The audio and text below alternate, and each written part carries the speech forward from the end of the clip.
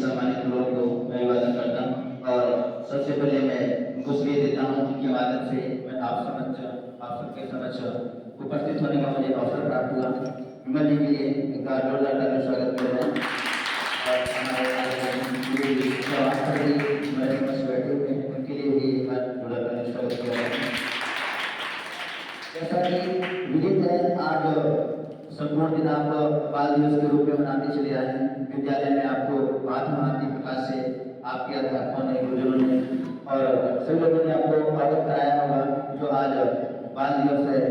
ये हमारे प्रधानमंत्री पंडित जवाहरलाल नेहरू जी के जन्म दिवस पर मनाया जाता है और इनकी ये विशेष बात थी कि जो इनका स्नेह था बहुत ही बच्चों से प्रिय था और ये अच्छे राजनीतिक भी नेता भी थे और इनकी जो सहन शक्ति सामर्थ्य थी बहुत ही अच्छी थी। इसमें छोटा सा किस्सा है, वो शायद मैं आपको सुनाने का प्रयास कर रहा हूँ। मुझे सटीक याद नहीं है लेकिन फिर भी कुछ मुद्दे याद है, उससे कोशिश करता हूँ। एक बार कवि सम्मेलन हो रहा था, तो कवि सम्मेलन में पंडित जवाहरलाल नेहरू जी को उस समय वर्तमान में प्रधानमंत्री जी थे, पद पर थे, उन्हें बुलाया गया और उनको उस कार्यक्रम का शुभारंभ करना था। उनके साथ में उनकी पुत्री श्रीमती इंदिरा गांधी जी भी थी और शायद उनकी वयस उम्र उस समय 12 से 15 वर्ष के बीच में थी। तो उस कवि का नाम मुझे याद नहीं है, तो उसने उस बच्चे को सभी लोग प्रेम से इंदू के बुलाते थे, इंदू। और एक्चुअली हुआ क्या कि जब इस सभा पर उद्घाटन हुआ, प्रारंभ हुई सभा, तो बोला गया कि कई महोदय है और अपनी पंक्तियों से विचार व्यक्त करें। तो कई महोदय जी ने कहा कि वल्लभभाई ने स्वीकार किया।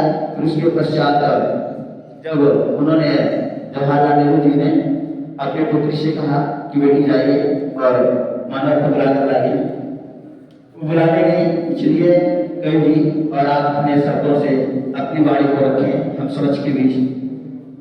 तो वहां पर हुआ क्या, कई महोदय ने श्रीमती इंदिरा गांधी जी से, इंदू जी से कहा कि इंदू आपके पिता मेरे शब्दों को सहन नहीं कर पाते, ऐसी बात हुई।